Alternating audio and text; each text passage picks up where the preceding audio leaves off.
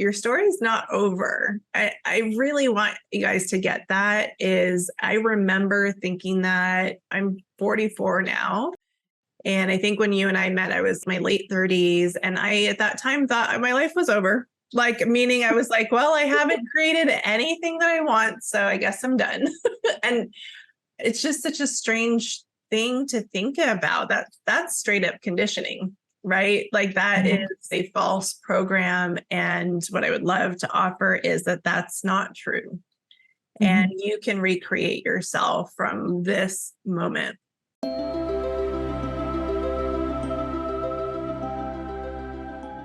Welcome back, Envisionaries, to the Dream into Being podcast, where mind science, transformational psychology, and magic all merge into one. If you're ready to dream again and transcend the inertia of what you've known, then I invite you to join me, your host and Envisioneer, Kat Devine, in expanding the boundaries of your own Fantasia by remembering that you are the master you've been waiting for.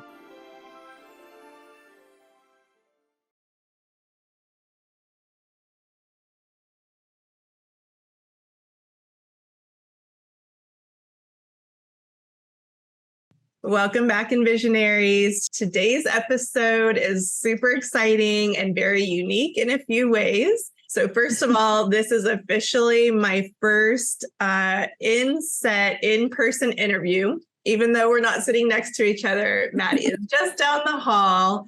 And it was actually a great way to kind of taking a step forward, because I think at some point in the show that will be part of the evolution is having guests here in person with me. It just creates a whole different vibe. We've been having so much fun so far in the day, and we're so excited to share this episode. This one's really, really special to me because this human being is such a spiritual soul sister that really, really changed the game for me in such magical, deep ways that we're going to be talking about today. And we have been on this beautiful spiritual / entrepreneurial journey kind of at the same time, and just touching base with each other and checking in and supporting each other. And that's probably the one thing that I have recognized over and over and over in my life, is having the support, even if it's just one person, is a game changer. So hopefully some of that translates to all of you who are watching today, and just really inspires you. Her story is going to blow your mind. Getting to be an outsider and witnessing your transformation is so deeply inspiring, and in some ways kind of shocking that somebody at your age knows the amount of information that you know, and it's so divine and it's so intuitive. And so essentially what we're going to do as far as our topic is, the focus is going to be on the creation experiment today, aka the entrepreneurial journey. And we are going to flavor this whole episode with spiritual truths, because both of us have been on the spiritual awakening path and journey together for so many years now. So that is just part of our lingo and part of how we see the world. And in so many ways, I think it really helps us to inform our dharma and our life's path and our life's purpose and mission. So basically, that's the lens of the conversation for today. But as you know, Maddie, what I do a little different on the show is I always want to give my guests an opportunity to have the spotlight and to celebrate themselves, and to do a little mini brag session of something that you've been really, really proud of, or even surprised by yourself in the realm of the creation experiment. So if you want to go ahead and introduce yourself briefly, share a little bit about your backstory, and then of course, what you are so proud of. So my name is Madyson. I'm going to start with what I'm proud of. I would say that the last 2 years have been a whirlwind, and usually what comes with whirlwind, when we reflect back on it, it's a lot of growth. And I think I love that you're creating space for a brag sesh, or to say what I'm proud about, because I would say something that I'm very proud of and was surprised by is when I started the path to planning to open my business and starting it because of the time period in my life. So it was 2 months after my daughter's first birthday, and a lot was happening in my life. It was probably one of the hardest times for me, and I felt this call to just take a leap in having something for me, and I felt really drawn to it. But I guess to summarize logically, whether it was financially, having such a young daughter, a new mom, and where I was at in life, logically it didn't make sense for me to start a business at all. Which I look back and I'm like, I don't know how that really started. But so for me, I think taking the leap to do that, despite like fear and guilt around, what a good mother looked like, how I would balance that. I mean, the unknown and also like self-doubt was a big one. There was so many questions constantly flooding my mind. And for the first time in my life, I really just ignored all of that and jumped into it. And I think through really honing in on self-awareness, I was able to really surprise myself with ability to work through those emotions as they were coming up and break those down and like try my best. Didn't always happen. To rewire that and to get through it and then change that narrative. So that's something I'm very proud of. And that's something I was very surprised by in myself. So that's exciting.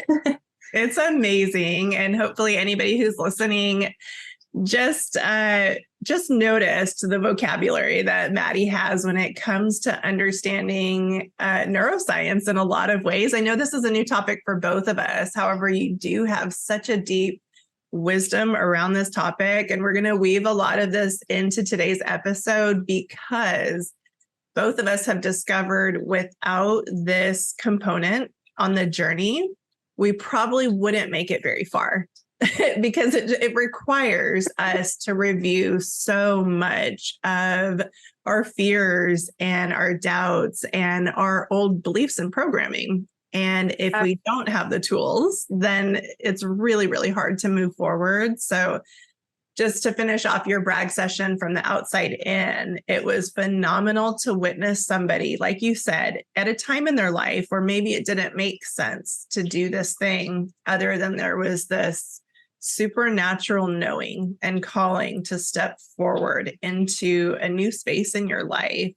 And I know that, we're going to get into your business and what it is that you're doing, but we both know that there's a underlying motivator that is driving your why, which is, we're going to get into that. And that we're going to be talking about identity shifting and kind of understanding the psychology that goes into becoming an entrepreneur. There's no other game you can play that is quite as revealing, other than, of course, romantic partnership for sure.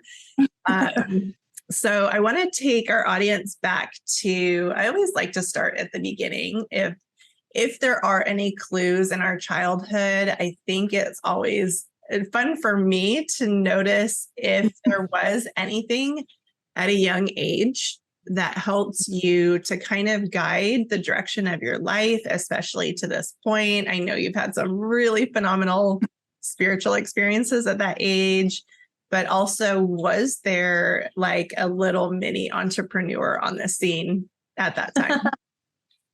Oh, I love that question.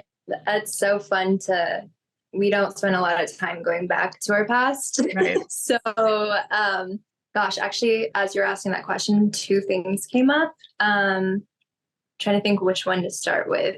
Okay. I'll start with the entrepreneurial side. Never thought of myself as where, I don't know. It's just funny to even say the word, to be completely honest still. But one memory I have, I've always been very creative, and I've always had very interchanging interests. Like my brain will just bounce all the time. I have a new passion and I dive into it and then I jump to something else. And it's always around creativity. That would be art. That would be, I did a lot of crafts growing up with my mom. She is also very artistic. So that's a way that we bonded. And I remember one memory that came to mind was in middle school. I had a pair of white Vans or sneakers and they're fabric material. And one night I took a fabric pen, and just started doing mandala or type of doodles covering it. And I remember I wore them to school, and a bunch of girls and even the guys too were like, "Oh, where'd you get those?" And I was like, "Oh, I made it. I just drew on it last night." And they started asking me to do theirs. And so they're like, "How much do you charge?" And I remember one girl bought a new pair and brought it into school, and I just like did her shoes for her. And so I guess that was like one example of just ways that I do that without consciously knowing, like that's even a thing as a child of business. It wasn't my forefront. And also my mom, she, as a young child too, I saw her working very, very hard.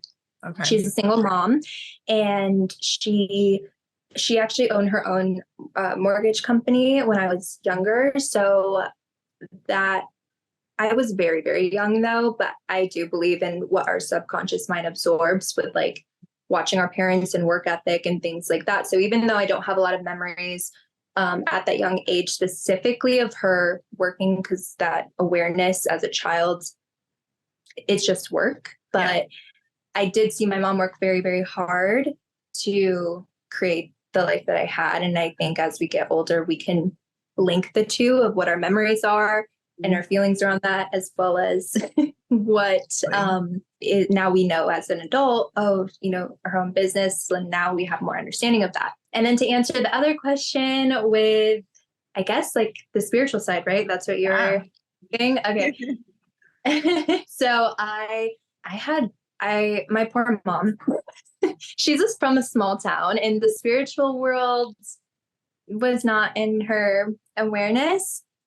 And I giggle because some would classify me if they aren't more on the spiritual side, or they don't understand what I'm about to say. It's going to sound crazy, but, and it felt crazy to my mom. That's why I say my poor mom. So this is a sweet one, but I would say to her, I picked you from the stars, but it got like pretty intense fast. I mean, I was talking about my brother Penny. I'm an only child. I didn't mention that. Right. My brother Penny and my life in another, like describing another country. And my mom called my aunt, who's definitely more spiritual. She traveled around the world, and like she had heard of reincarnation and different things. And my mom thought there was something off with me mentally. And she was like, "No, ask her more questions." And so she kind of explored what reincarnation was and why that might be coming up at such a young age. I was around, I know my daughter is 2 now, and she's starting to talk. So I probably was like maybe closer to 3 in terms of my communication when I was able to say all of that. So that was one thing. And I also would see orbs and spirits, and sometimes they weren't a safe feeling. I don't know if that was just because as a child, you just don't understand if you don't have someone to explain to you or help you work through that, how scary that is. But I remember feeling that there was different. It was different. And I remember I was very audio. Forget what the word is. Clear audience. Clear audience. I would wake up. It was a lot of times around sleep, which I know can be deemed more towards because it was a dream. But it was when I was consciously would wake up from hearing voices. Now I know, I think it was like tongues or Latin or different things, but it sounded like a bunch of voices speaking another language I could not understand. And I think for my nervous system, it was terrifying. I mean, it just was like, my mom didn't know, no one knew. It was just scary. And I quickly turned that off. I remember one time I'm from upstate New York, and I was visiting there for the summer. I was in a cabin. A lot of family friends were around. I remember who this woman was. She didn't come every summer. She was a friend of someone, but thank God she was there at the time when I needed to turn it off, because it was just scary for me. I remember seeing a man. It was one of those where it didn't feel good. I was frozen in fear, paralyzed. And when I got back into my body where I could move and go and tell the adults, everyone checked the windows. They're like, it's locked. I thought someone broke in. And everyone was looking at me like I was crazy. And there was this one woman who sat me down on the bed and she said, I see you. And she said, I wear this necklace and it protects me. I had the same experiences and I'm going to give it to you and you can wear it so that you know that when you're wearing it, that you don't have to see anything if you are not comfortable. And I think she knew too that just the idea in my head of knowing I'm wearing that and that I'm, by wearing that consciously, spiritually, that I'm therefore not, I'm resistant to that. It did stuff. And I think that, I don't think it was a magical necklace. That's not what I'm saying. But I think it was just that she understood that would help me turn it off and feel safe. And I wore that necklace till it broke off. And then it just really didn't happen. I mean, I've had nothing intense like a child, but I do still have strong intuition. I have where it feels like my own voice, but it just pops up out of nowhere. I mean, there's things like that. Yeah, I would say that was a big chunk of my childhood was that confusion and feeling, I think even as a kid, still feeling crazy. If you get older and you understand that, like, you can understand pretend and reality. And what was really confusing is I think I was still consciously very aware that it sounded pretend, but it was my reality. And that definitely left an imprint on me.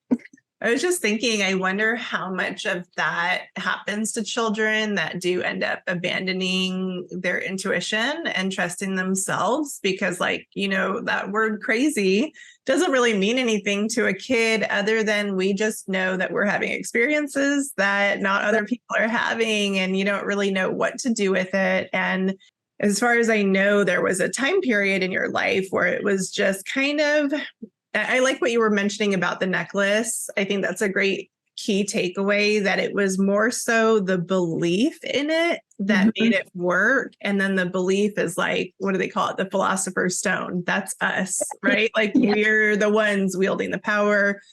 And sometimes we need a little totem or something outside of us to kind of remind us. But I love that you brought it back to that you were the one that actually was able to command it to stop. So I know that happens to probably hundreds of thousands of us, if not millions of us, spiritual minded children. And then eventually we kind of go through life at kind of a layer of disconnect. And, you know, in some ways, I think it's all perfect. I think it's all sacred space. And that is where we do start developing compassion that becomes the bridge to those that we're going to serve in the future. So it's like beautiful. I love how you said that with the compassion and like empathy for other people through experiences where we might feel alone or isolated. That I know we talk about this, not to jump into another thing, but I love the idea of that yin yang, and it's like these seeming times that are scary or seem embarrassing or whatever that looks like in the moment throughout our life, that it always yields a form for new connection and new empathy for other people, which is really, really powerful. I love that you said that. Yeah. Well, and it reminds me of kind of when you came into my life, how powerful that connection was. And feel free to share as much or as little as you want to about that time period. But for me, we were talking about this earlier, where oftentimes, and many of you listening might relate to this, that we go through a time period where we don't know our value, we don't know our worth, and we wonder if we ever will. And it was so amazing to connect with you at the time that I did, because I was just kind of starting this new path of discovering, you know, my value. And what was so amazing was it wasn't accomplishments that healed me. It was unconditional love and acceptance from another person on that journey themselves. That was right. That was like that heart opening expander. And so we kind of giggle about this at that time period of our lives from the outside in. People probably were wondering if either of us were going to do anything meaningful with our lives because we didn't know. But anything that you want to share about that time period to maybe where you find yourself now, because it wasn't that long ago, right? Yeah, I love the point that you made at the very end of maybe people didn't think that we would amount to anything or be where we're at because we didn't believe that. I think that's a huge takeaway. I just wanted to highlight that because I feel like sometimes in life, no, not sometimes. I feel like in life, when you know your value or you care, confident, anything, like if you're carrying yourself a certain way, people don't question it. When you feel timid, I think there was a study, I can't remember all the details about it to properly educate or anything, but I remember it sat with me because they did a study about people going into interviews who had scars, like facial scars. And they had a makeup artist say, like, we're just going to touch up a couple of things before your interview, and not knowing that they were going to completely take away their scars. They didn't give them a mirror, anything, and they did it really fast. So in their awareness, it wasn't enough to cover up their scars. And they interviewed them after and asking how it went. And they said they were looking at my scars, like, I know I'm not going to get it, all of these things. And what stuck with me about that is I think so many times in our lives, we create this narrative about ourselves, whether it's an actual insecurity of a birthmark, a scar, something like that, or just how we're perceived. And it will affect how you carry yourself in the interview, because what takes it from me is that that's what they were thinking about the whole time. Then how were they presenting themselves in that interview of like, that sureness within themselves? They weren't. They were thinking about how the other person was perceiving them rather than that interaction itself.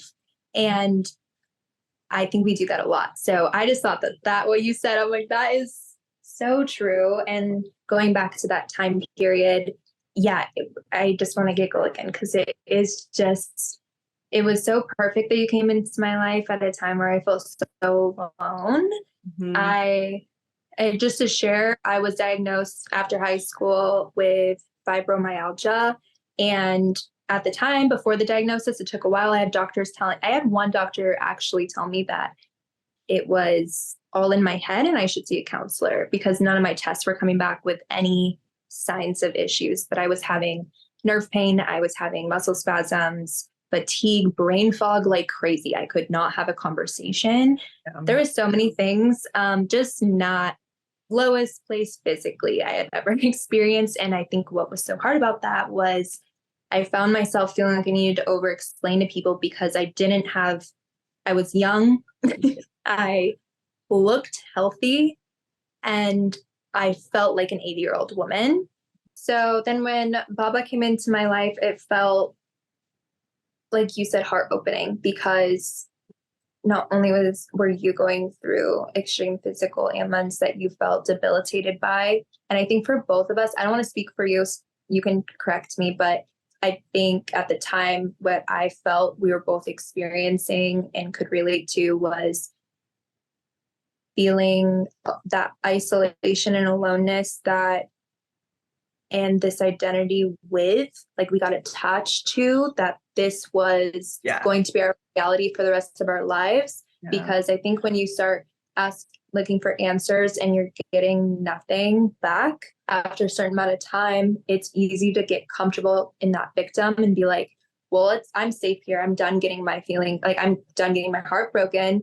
And this is just going to be my life. Throw your hands up, done. Right. And I think when we came into each other's life, we could validate each other in a different way that other people may have sympathy for us, but it was another way to be seen. Right. And I think that's what we felt we needed, was to be seen. And through that, it was so interesting. Do you mind if I share our self-help group or whatever? No, I was totally thinking about that.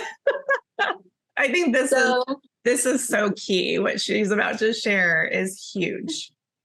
Mm-hmm. So it was very positive in a lot of ways for us. And I think sometimes because we're in that same space, we also got even more comfortable there in a sense, because we're like, oh, we have a buddy. Like, this isn't that scary. Like, I have a buddy. She sees me. We can do this together in terms of staying where we're at. And so Baba, as the first, I call her Baba, sorry, Kat. Yes, that's me.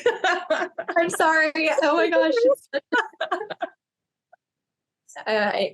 Kat, she, as the person she is with connecting and wanting to bring people together, she said, why don't we create a support group? This has been so amazing for us to, be able to relate with each other. Yeah. We should start that for other people. So she did. And we had our first meeting, and it was really cool in a lot of ways. But I think there was someone, do you remember how long? As far as I remember, we just held the one meeting and we had one girl show up, and that was all. Like, it was so. Was it one? She was person? Like, right? Like, she was like an angel sent from the heavens, because at least for me, she was speaking out all of the things that I was feeling and thinking inside, but was not super conscious of. And I got to step back and go, oh crap, she's telling my story and I don't like this story. I don't like what I'm seeing. The mirror. Totally, like the perfect mirror. And I think both of us kind of had an awakening of like, maybe we don't want this identity. Maybe we don't want this life. Like, whatever part of us was attached to that story loosened its grip, at least for me, right away. And like, what a blessing. Oh, it was perfect. And what I think is even funnier is how we didn't talk about that. Like, we were both had that realization of I'm not comfortable. You're not. I think we ever really talked about it until years later that we both thought the same thing. I know. And I think it's such a great thing for us to be sharing right now, is sometimes we do see ourselves and it's a process of like, oh, I don't know if I like what I'm seeing through this mirror of this other person projecting back to me my patterns. And I think there is a process involved. And at the time, I don't think either of us were super educated, at least I wasn't, on what to do with that. So it was like almost like this unraveling process that just needed to take its time. But in some ways, it was effortless. It was just, we saw what we didn't want to be or identify with anymore. And I know that that's a topic we're going to touch on throughout the episode, is the power of alchemy. And that is essentially identifications and, connecting our story to certain aspects of ourselves, and then becoming awake and aware to what it is that we're choosing. And then all of a sudden realizing that we have the power to choose other things. So I think that's what's so beautiful about definitely both of our stories, but it's more fun for me to get to witness it in you, right? Because I'm the outsider and I can watch your life playing out. And wow, if I had to pick one word for you as a divine healer, it's an alchemist of the heart. It's an alchemist of energy. And I'll let you share more on this topic. We may as well just jump into it, but it's interesting because I'll let you share more about your actual business, but it's almost like your business is the facade or the game board for you to do your actual soul's work, right? Like, it's the setup for you to do this heart alchemy work with your clients. Yeah, I that's a huge reason why I fell in love with aesthetics. So I'm a licensed esthetician, and I was very confused with what path I wanted to go, but I knew I wanted to be around people and have connections. And when I started aesthetics school, it really clicked for me how much I just love connecting with people in an intimate space. It's always the client and then you. It's just that one-on-one time. And I fell in love with the power, which I'll like expand upon more, but I do feel like there is a power with services and the power behind what they can do for people and their mentality. And I like to say, I feel like I see people come back into themselves. What I mean by that is how they feel. When I was in the more medical side and I was doing medical grade facials and laser treatments for, acne scarring and acne, melasma, a lot of the skin conditions that people felt shame around or embarrassed or whatever feelings came up for them. I felt like I could see them as coming back into themselves in that light and remembering and seeing themselves instead of just looking at what they felt were their flaws, were like they were reminded of that light up reaction. And then I've transitioned over to more lash extensions and brows, and it's a very instant feeling after a service. So I really can see just that energy shift right away. I hand them the mirror, they light up, they're looking at themselves, and it's just so fun because I love seeing them come back into who they are in terms of that boost, that energy, vibration raise. It's super fun. I don't believe that in its core is necessarily that alone self-love, or I see the power in it and I love it, and it definitely feeds my creative side. But I don't, despite me being an esthetician, I think sometimes self-love is like having a morning routine, night routine, and getting a pedicure, going and getting services that can be labeled as self-love. And I don't believe that is it. A lot of the power too is even just the connections of speaking to someone unbiased and having that human connection. I think there's a lot of layers to self-love, but I just want to say, just by me being an esthetician, that alone is not necessarily what I believe is the core of self-love. Right. So I was going to say, when you're actually working with a person, it sounds like the majority of the transformation happens, like you said, in the connection process. I think one of your gifts, it's such a profound gift of, it's like the ability to see the full picture without judgment.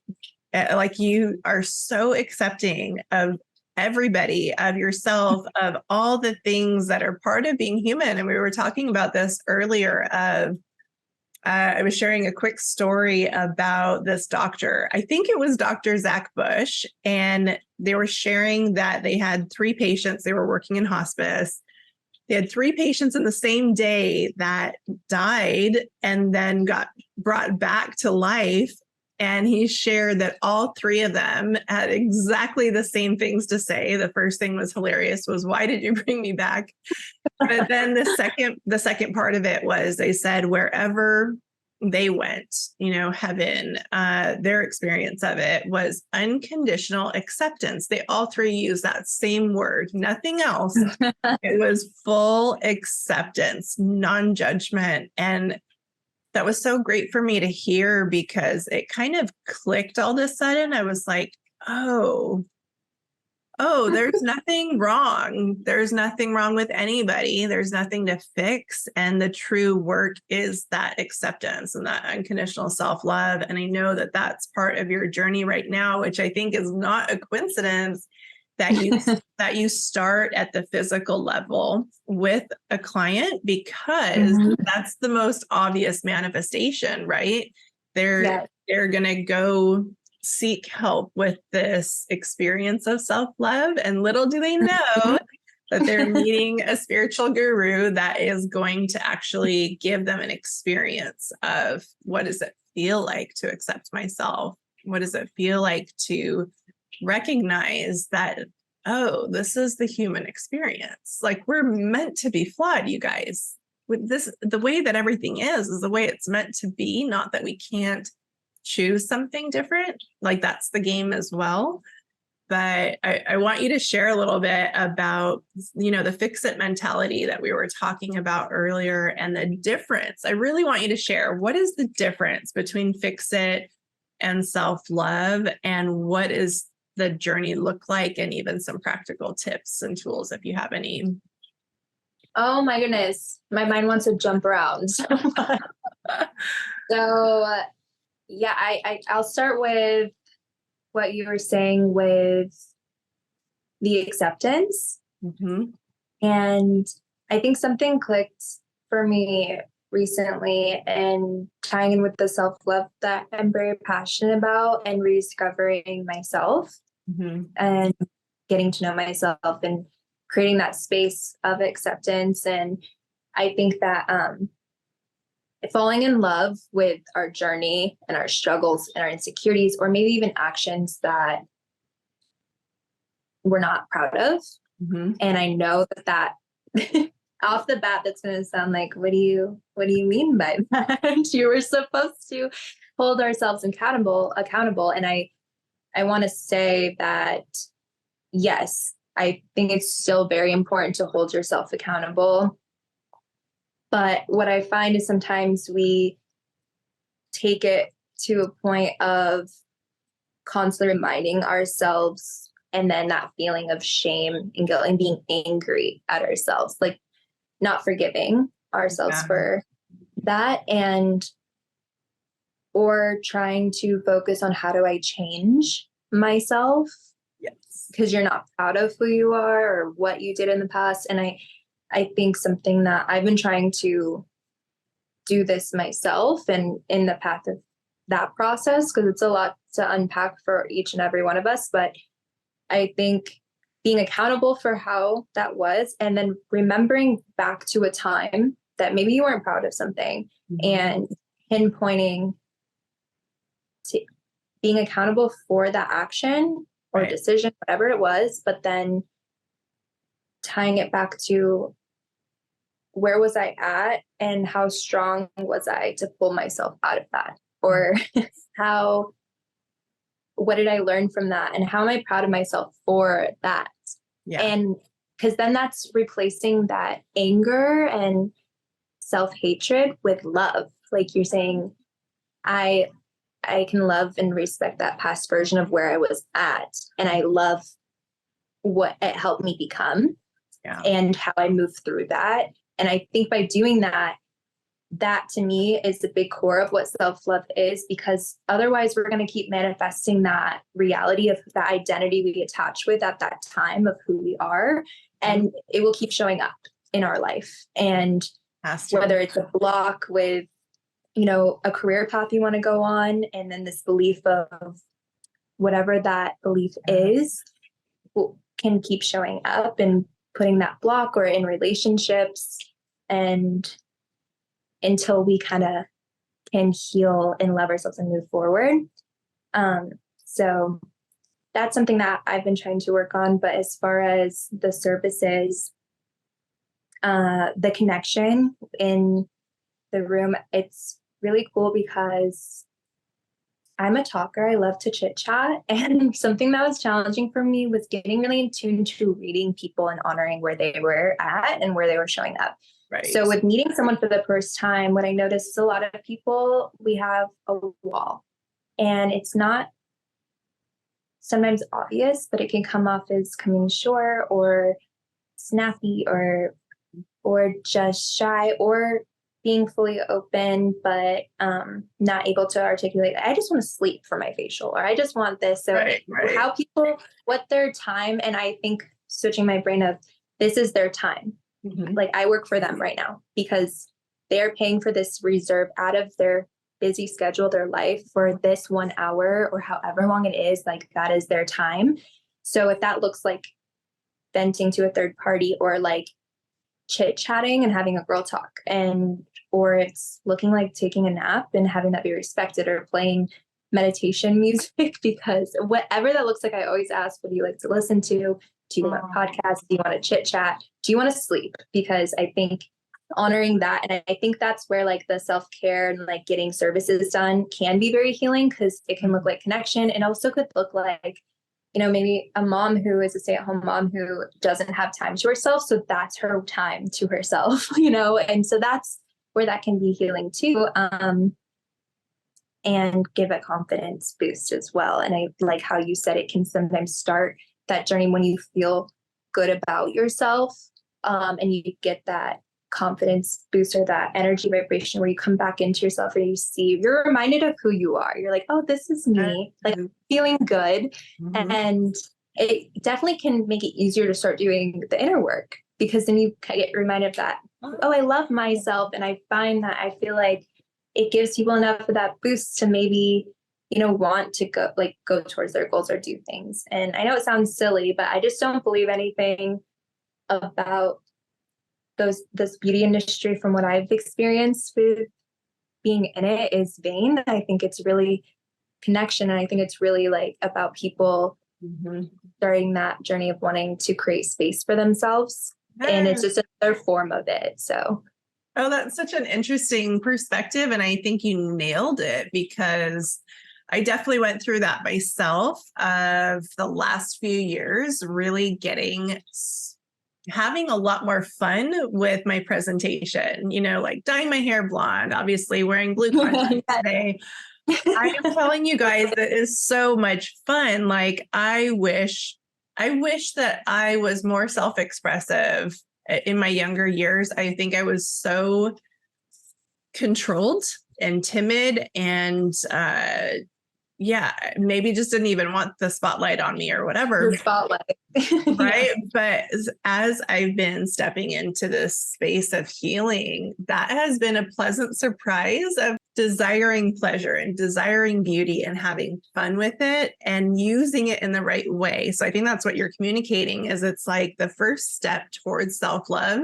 Unfortunately, it's not like we don't get the end result doing that alone. But I love what you mentioned, is that it can give us that boost to be able to become brave enough to do some of the heavy lifting when it comes to shedding off some of the old. And what I'm noticing is, for me at least, it's definitely much more playful. It's much more like embodying the self-expression and thinking, wow, we're all just this walking piece of art. So what can we do with it? How much fun can we have with it? And I love using that as a way to bring us joy and bring us pleasure. And I think what you do is you do like the inside out alchemy of bringing people's beauty to the surface so that it's physically seen. But then there's also that inner alchemy as well. So I know it's so fun. Every once in a while, I'll be in a episode and it'll just click and I'm like, oh, I think we're talking about the wrong experiment, because so much of what we're talking about today really is the connection experiment. So we'll just call it a hybrid of the creation and the connection experiment, which is interesting. That's been a pattern that's been showing up. And of course, it makes sense. We all have so much experience in so many different realms of life.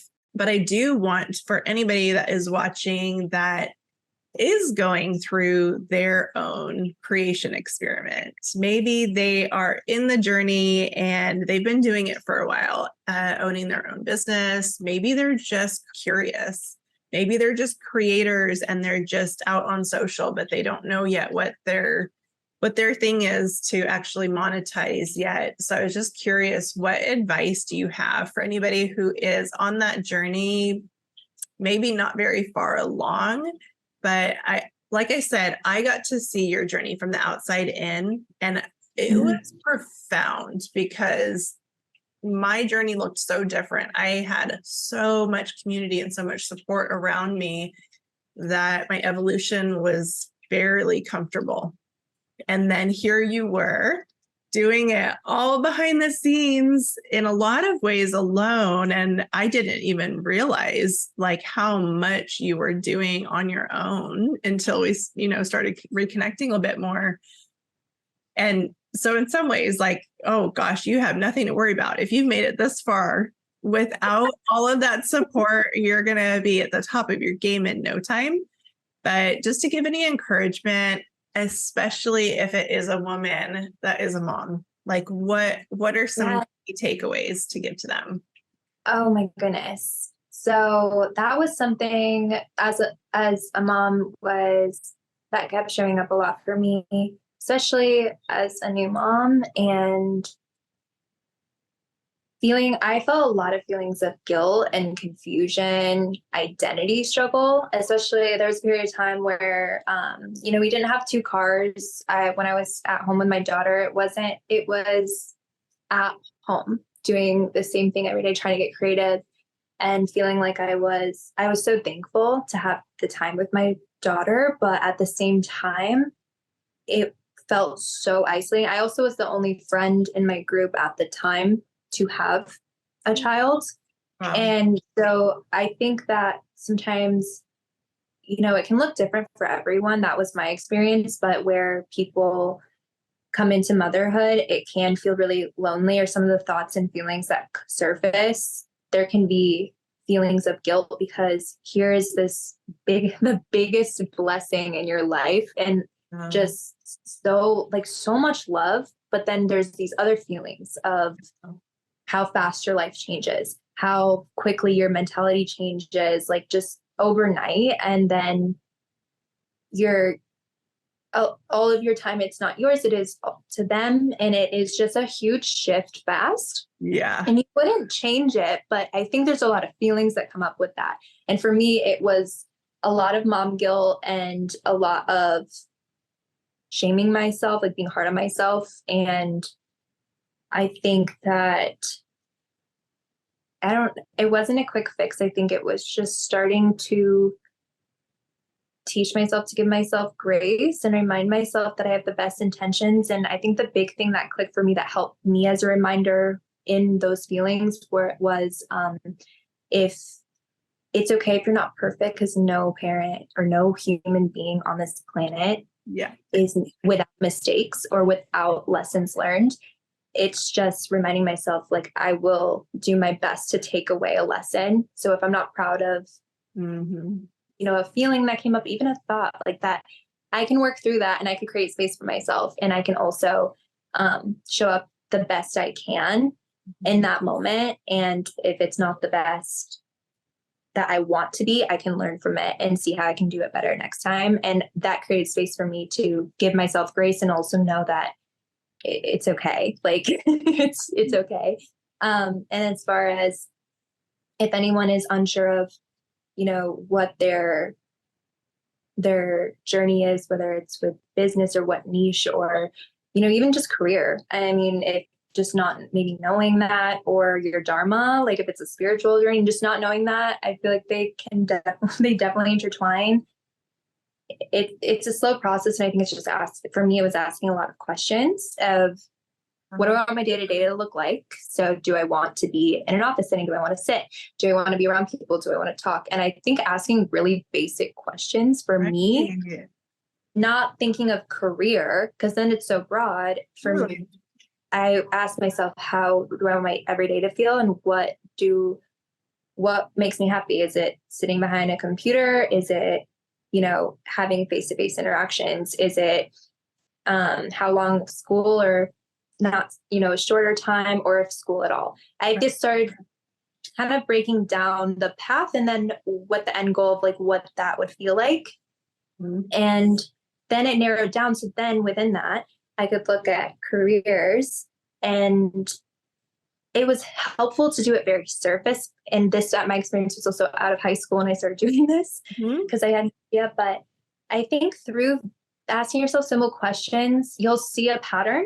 And then I think through asking yourself more deeper questions of what brings you joy, what lights you up, what gets you so passionate that you could spend so much time doing, you don't care if you get paid. Yeah. Like where you would forget to charge someone money if you're the one doing it, because it's just something that lights you up. And I think that can be hard to pinpoint, or we can put pressure on ourselves. And that's why I say, like, just look at the simple questions and then you'll see patterns.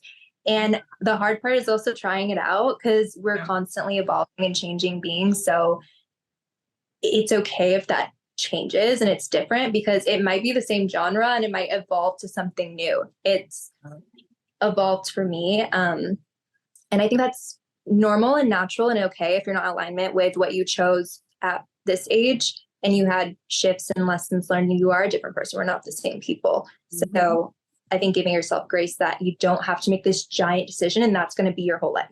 I know. I know. It's kind of interesting. It's like, where does that, we must be brainwashed at some point to think that we're supposed to know. And I've actually spent the last 2 years hosting multiple experiments because, and to be honest, I still don't have a full clear picture. I have like a lot of chapters of the last 2 years that bring a lot of clarity, but it's almost like, well, why not? Like, why not have an idea and execute it and see, do you like it? Did you enjoy it? What were the results? And then it not being any more than that. Like, it literally is just a way for you to collect some data. And it's such a fun, low pressure way to live too. My gosh, like I can't even imagine thinking the way I used to that I should know what I am supposed to do. Oh my God. Another piece of this puzzle that you had mentioned a couple of days ago when we were chatting that I want you to bring up because I think it's so powerful is this misconception or notion that balance is the goal. I love that you brought this up because I think you're right. I don't think this is talked about in the right way. I think it's being promoted and possibly as a way to push an agenda or to push guilt or shame. But I'm curious what your thoughts are on balance, what the realities are of that. My feelings of balance are kind of intense. I think that balance is BS. Mm-hmm. And I feel like in more recent, I could be wrong. I don't know. Maybe it's always been a thing. Maybe it's just talked about more, but I feel like a lot of people are talking about how to have balance in your life and how to have a work-life balance, how to balance as a mother. There's just been a lot of talk about it. I've noticed it at least.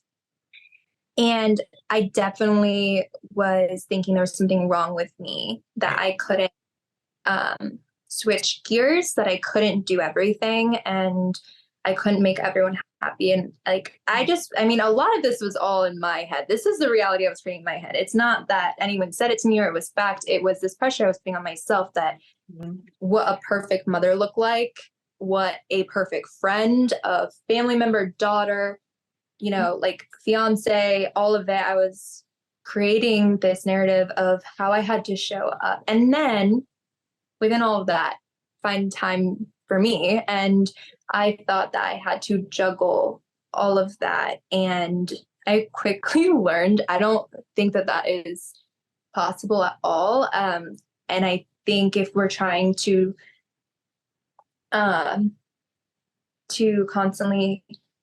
do everything at once, you're going to burn yourself out. And what the reality became true for me was I put myself last on that pedestal and I was valuing myself here and I was prioritizing everything else. And you can't function like that. You cannot go burnout. And I know that's something that we all know, like fill your cup first, put your air mask on. Like I know that's talked about, but I think it's easy to forget that when you feel like you should have work play balance or whatever that looks like in your life. And I think that I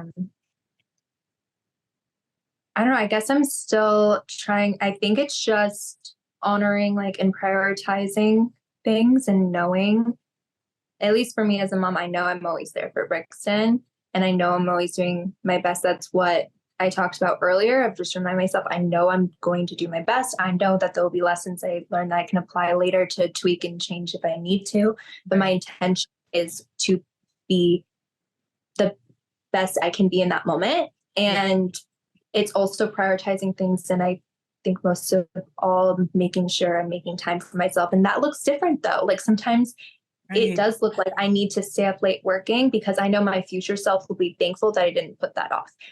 And I'm okay with struggling in the morning when I open, and that's the best mom I can be in that moment. I'm like, do you want scrambled eggs? Like I might be out of it, but I'm still showing up as this best version of myself. So it's not, you can't do everything all the time. Right. and have this like fairy tale movie life. I just don't, it's okay. It's okay is what I'm trying to say. Yes. Thank you for spreading that message, because I am starting to understand this is like cultural brainwashing to put that kind of pressure on women, especially because I found this to be really interesting was when the workforce was developed, it was developed around the hormone cycles of men, because that's who was creating the workforce. And it didn't take into account how different the rhythm of a woman is. And I'm just now starting to learn these things. And now it makes sense why I burnt out and a few times. And I think kind of what I've landed on is, like you were saying, it ends up being seasons. You're going to go through different seasons in your journey, and there's going to be a time to hustle just as part of it. Yes. I mean, and it can be fun too. I've enjoyed a lot of aspects of it. But then I think where the balance, there's some opportunity to play with is, are you counteracting that hustle with like deep rest and that self-care and love? And I think that's where the opportunity is, for at least for me, for sure. I go specifically with work or career wise, whether that's entrepreneurship or 9 to 5, whatever that looks like. I think you brought up a really great point to explain what I was trying to say earlier in a better way, is that if you're asking yourself, like, some people genuinely love to work. I know you love to work, and there's periods of time. I know I love to work. It lights me up. Yeah. It lights this fire in me, and it makes me happy. And I think that sometimes what we hear is with the balance of, well, you have to make time for relaxed time, or you have to relax, you're working too hard or you're doing too much. And I think that might be true for them, but where you're at, maybe that is lighting you up, that you're like, wow, I'm happy working. I'm happy doing this. And that also could look like, with what the point you brought is, are you working that hard because it's lighting you up? Or is there an idea in your head that you have to hustle and grind to burnout for you to then be successful? Because it doesn't have to be that way. Back to learned belief that, but it's figuring out, are you punishing yourself in a way because you think you have to reach that success? Or is it more so that you genuinely are enjoying it? And then if it's the other one where you think that that's what you need to do, then that's where it's like, it's putting in time to make sure you're honoring yourself and like working and doing what you need to do, but also asking yourself, like, am I ignoring my needs? Like, it could be basic needs, like showering and doing the things for you because you think you just have to keep going. Yeah. So I guess it just boils down to like awareness and inquiry of what are our motivations, like what is driving us, and then making peace with what, again, coming back to the beginning of the conversation, making peace with what is. And you guys were allowed to do this messy. Like I think that's the biggest thing both of us are trying to broadcast here is nobody has it figured out. The big giant companies that we think have it all together, no, there's a big mess behind the scenes because it's humans. We're humans and we make mistakes, and it just is what it is. But I think what I'm hearing you say is to shift the mentality of that I'm doing something wrong or carrying guilt and shame to, I am amazing. I'm going to celebrate myself. I'm going to be so proud of every little thing that I do that is moving me towards this beautiful creation of life that I am choosing. And then again, like very different motivations and very different life experience. And I think very different outcome. So I know we need to wrap this up, but just want to say thank you so much. I love talking to you. I didn't mention this at the beginning, but Maddie is, like I said, she's my spiritual soul sister. I'm sure we've had many lives together. And in this life, she is my nephew's fiance, and then the mother of my grandniece. And you hold such a special place in my heart and in my life. I could not imagine life without you. So just like, I'm so proud of you for how far you've come. I learn from you all the time. I'm always inspired by you. I'm so grateful to have a friend to go on this journey with, spiritual and entrepreneurial. What a great combination. So before we let everybody go, what are some key takeaways that you could leave our listeners with? Just kind of everything that we've covered today, but just kind of reminding them of the choice points that they have, of the power that they have to choose and create their life, whether it is their relationships or honoring themselves with self-love or choosing to move forward and create a business. What are the things that you think would give them the most peace and the most self-love? No, I love that question, because I think even if I go off on rambles about this, these are all things that I am reminding myself by saying too. I have very recently been trying to relearn who I am in my own journey of falling in love with myself again. And I think the main thing that I just want to invite other people to join with me, because it's been so healing in, is getting to know yourself. Like when you fall in love with someone, you're learning everything about them. And I think creating space for you it doesn't have to be the super heavy things like going back and the belief systems and shame and all that. It can be, and finding love there for your past version of yourself. But also just knowing that you can rewrite your story. You have so much power within you, and we forget that. We see that in other people, especially the ones that we fall in love with. But I just want to invite people to start getting to know yourself by asking yourself questions and falling in love with you, and creating space to let go of whatever belief you have created about yourself from the world creating, or establishing a belief about you that has become maybe an identity or something that could be something you're still holding on to, and just seeing yourself through a different lens, how you would see someone you love, or your inner or your younger child, of how you would speak to them, and like telling that it's okay, you got through that. And I guess falling in love with you in a different light. I think that's the main part of what I wanted to say can be very powerful, is just I want people to just start that journey, because that's the journey I've been on. It's been so healing, and I feel like getting to know my intuition again. And it's been really healing to realize some of those beliefs that I've been holding on about myself weren't mine to begin with. Yeah. But I made them mine. And Yeah.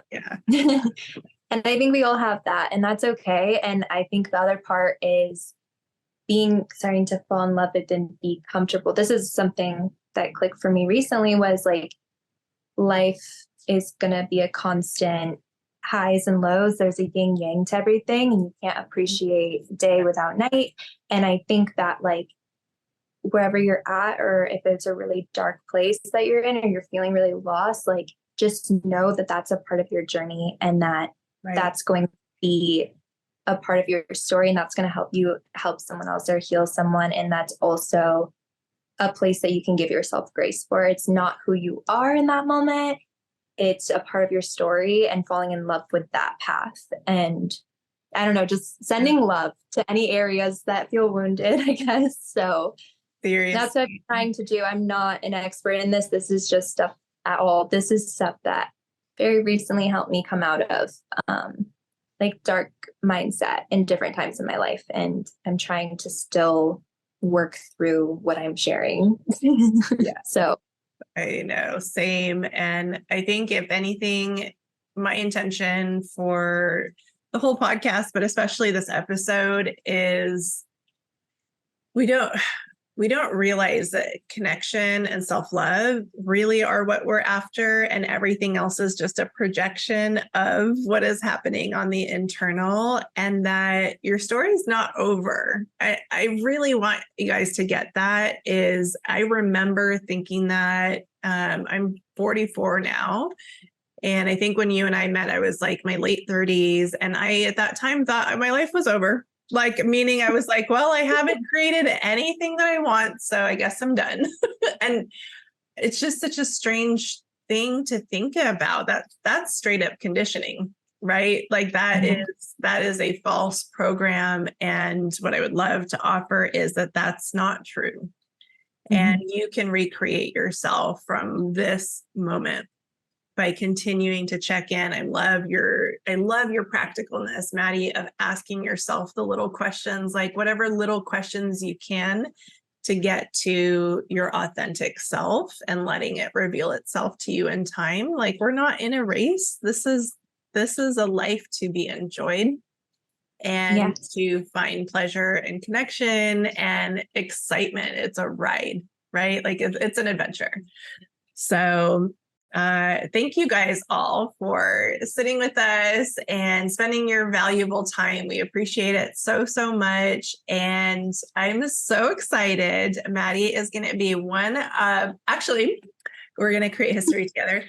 She's going to come on this show and be a guest host and interview me, which is going to be so much fun. So that episode is coming. And then another thing we're going to be doing together is some roundtable discussions with like a small group of us on different topics. It might be on spiritual awakening. It might be on entrepreneurship, but we're just going to kind of dissect as a think tank around different topics to bring some more community to all of you guys, because it's something that blesses my life so deeply. I get to have these little mini community sessions several times a week. And part of that next evolution of the show is to bring that experience to you guys, because it is so powerful. I mean, really, that's all I think any of us are really after, is that deep connection with our soul family. So just want to invite you all to continue to watch, continue to join us on this experiment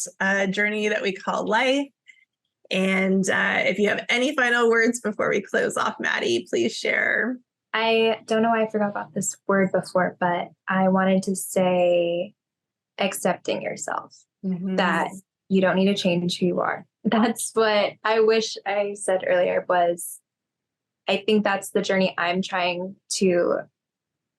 just started and I'm still finding my way through that, but that you don't need to change. You can accept your past, your present, and you also empower of your future a lot more than I think we realize and forget. And just falling in love and accepting yourself, because you have your own unique sparkle, like we all do. And the sooner that we can come into that and just see that we have our unique light to share, and there's a reason that you are here. And that's really special. Yes, I agree. And thank you for that reminder for any of you that are watching that have had any kind of transformation in your life that you would like to come on the show and share. Please reach out to me. My email is in the description box below, and I would love to have you on to share your story, because it is so, so important that we have more and more conscious conversations like this, so that more of us feel well equipped and prepared to enter the arena of our life by choice, knowing that we can do this and that we have each other. It doesn't need to be as scary as our mind might make us believe at times. So hopefully, at the very least, you guys enjoyed your time with us today, and that it reminded you that you are the master that you've been waiting for. So we'll see you guys in the next episode.